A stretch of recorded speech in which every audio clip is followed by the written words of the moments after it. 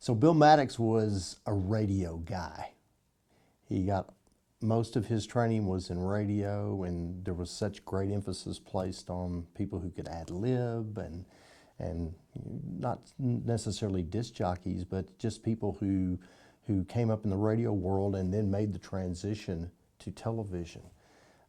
He was a news presenter, not a journalist by any trade, but he had this ability to sound very authoritative and very credible. And he had this innate sense of fairness and ethics, even though he wasn't a trained journalist. He was very adamant about that anything that we did in the news world was fair to everyone. And I always appreciated him for taking that stance.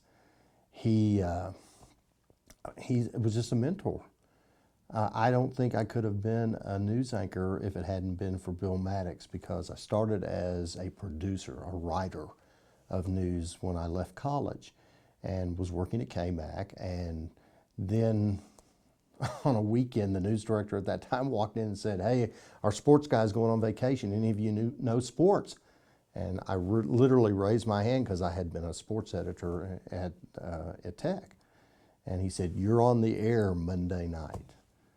And so Bill Maddox, and our sports anchor didn't come back. So I became a sports anchor or an anchor in that manner. And Bill Maddox took me under his wing and basically worked with me because I was terrible.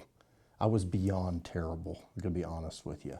I talked like this, I sounded like I was from West Texas. So Bill Maddox took me under his wing and really worked with me and helped me understand the performance aspect of being an anchor.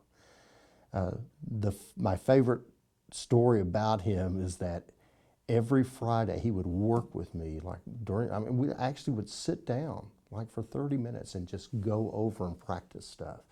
And every Friday after the newscast at KMAC, he would say to me, "If you're still here on Monday, we're gonna work on this." And he would shake me up, like for the first 2 weeks when he said that, but then I kind of realized, okay, he was just kind of pulling my leg.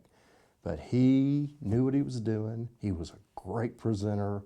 He was just a great man. Well, when you get out of the business and you lose touch, I always enjoyed my relationship with him, even when I left town and would come back. I hadn't have an opportunity to run into Bill when he got out of the business and got back in.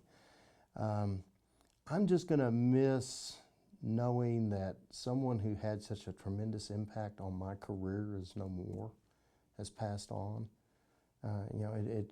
It sobers me tremendously to see the Bill Maddoxes and the Lou D's and these Bob Nashes, the people who had such impact on my early career and turned me into what I am today, have passed away. And that's when you start looking at your mortality and you say, I'm not getting any younger. And so I'm the old generation now. And so those guys who were the pioneers, which I consider Bill a pioneer in broadcast TV, you appreciate the effort, you appreciate the lessons that they taught, and they forever will stick in your mind. He was one of the original anchors at KMAC. He came over from KLBK, and a lot of people didn't realize that Bill was a sales guy. He was the sales manager at KMAC when I was there, and he understood broadcast sales very well. So all of his background was in the marketing and in the sales side. But then he had all this experience of having been in radio and then being a TV anchor at KLBK. And he brought it over to KMAC, which gave KMAC's newscast, which started in 1968, instant credibility, because Bill Maddox had instant credibility as a news presenter. The industry, a legend, absolutely. He was a legend. He was a Lubbock legend. He spent the majority of his career here. A lot of people don't understand or appreciate the abilities that he had and the love and care that he had for television in its early stages.